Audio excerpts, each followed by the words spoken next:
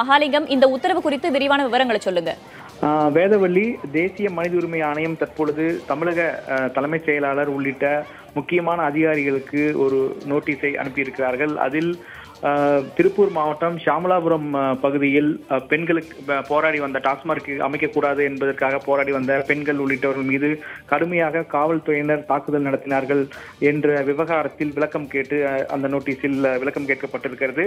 இந்த விவகாரத்தை பொறுத்த வரைக்கும் தற்பொழுது சமூக வலைதளங்களில் சரி, அரசியல் தளத்திலும் சரி, மிக உன்னிப்பாக கவனிக்கப்பட்ட ஒரு சம்பவமாக மாறி இருக்கிறது. இது போன்ற தாக்குதல் சம்பவங்கள் பெண்கள் மீது நடத்தப்பட்டதை பல அமைப்பும் தொடர்ந்து கண்டனம் தெரிவித்து வருகின்றன என்பதையும் நாம் பார்த்துக் கொண்டிருக்கிறோம்.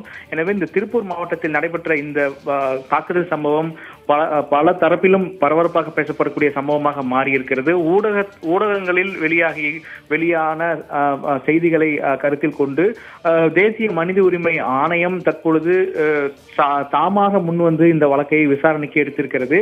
தமிழக டிஜிபி, மேலும் தலைமை செயலாளர், சம்பந்தப்பட்ட எஸ்பி, மாவட்ட ஆட்சியர் ஆகியோரிடம் தற்பொழுது விளக்கம் கேட்டு தேசிய மனித உரிமை ஆணையம் நோட்டீஸ் அனுப்பி இருக்கிறது. இந்த தகவலை தேசிய மனித உரிமை ஆணையத்தினுடைய உறுப்பினராக இருக்கக்கூடிய நீதிபதி முருகேசன் உறுதிப்படுத்தி இருக்கிறார். எனவே இந்த தகவல் அதிகாரப்பூர்வமாக தற்பொழுது வெளியாகியிருக்கிறது. காவல்துறை அதிகாரிகள் போராட்டத்தில் ஈடுபட்ட பெண்கள் மீது இதுபோன்ற அதிகார துஷ்பிரயோகம் செய்வது, தங்களது பலத்தை தவறாக பயன்படுத்துவது ஆகியவை எப்படி நடந்தது, இதற்கு காவல்துறை அதிகாரிகள் நடந்து கொண்ட விதம், அதாவது போராட்டக்காரர்களை கையாண்ட விதம் திருப்தி அளிக்கவில்லை என்றும் இதை கண்டிக்கிறோம் என்றும் அந்த நோட்டீஸில் தெரிவிக்கப்பட்டுள்ளதாக நமக்கு தகவல் தெரிவிக்கப்பட்டிருக்கிறது.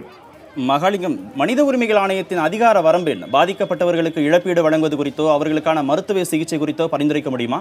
அதே மாதிரி சம்பந்தப்பட்ட காவல்துறை அதிகாரிகள் மீது நடவடிக்கை எடுக்க துறை ரீதியான அந்த நடவடிக்கைக்கு உத்தரவு பிறப்பிக்க முடியுமா?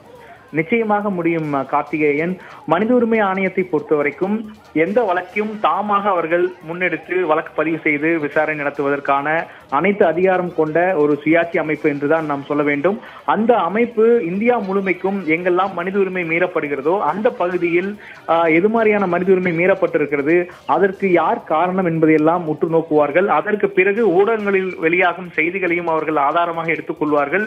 இது தொடர்பாக விளக்கத்தை கேட்டு சம்பந்தப்பட்ட மாநில தலைமை செயலாளருக்கு, சம்பந்தப்பட்ட அதிகாரிகளுக்கு விளக்கத்தை கேட்டு நோட்டீஸ் அனுப்புவார்கள். ஏன் இது போன்ற ஒரு சம்பவம் நடைபெற்றது, அதற்கு என்ன காரணம், எது மாதிரியான விதிமுறை மீறல்கள், மனித உரிமை மீறல்கள் நடைபெற்றிருக்கிறது, அதிகாரிகள் சூழ்நிலையை கையாண்ட விதம் எப்படி இருக்கிறது என்பது குறித்தெல்லாம் மிக தெளிவாக கேட்பார்கள். அதே போல பாதிக்கப்பட்டவர்களுடைய நலன் குறித்தும் மனித உரிமை ஆணையம் உத்தரவிடுவதற்கான அனைத்து அதிகாரங்களும் கொண்ட ஆணையமாக அது இருக்கிறது.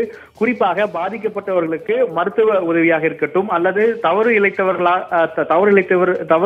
அதிகாரிகள் தவறிழைத்து விட்டார்கள் என்பது உறுதியானால் அவர்கள் மீது எது மாதிரியான நடவடிக்கை எடுக்க வேண்டும் என்பது குறித்தும் அரசுக்கு அறிவுரை கொடுக்க வாய்ப்பு இருக்கிறது.